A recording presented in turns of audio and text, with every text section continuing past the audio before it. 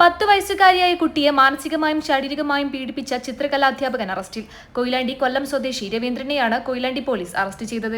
ചിത്രകലാ ക്ലാസ്സിലെത്തിയ കുട്ടിയോട് പ്രതി നിരന്തരം മോശമായി പെരുമാറിയെന്നാണ് പരാതി. കുട്ടിയുടെ സ്വഭാവത്തിൽ മാറ്റം ശ്രദ്ധയിൽപ്പെട്ടതിനെ തുടർന്ന് മാതാപിതാക്കൾ നടത്തിയ അന്വേഷണത്തിലാണ് സംഭവം പുറത്തറിയുന്നത്. തുടർന്ന് മാതാപിതാക്കൾ പോലീസിൽ പരാതി നൽകുകയായിരുന്നു.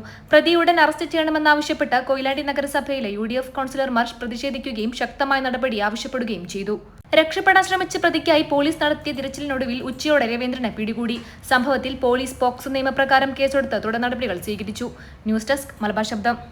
18 വയസ്സ്, ജീവിതം സെറ്റ് ചെയ്യാൻ ഇതിലും നല്ല സമയം വേറെയില്ല.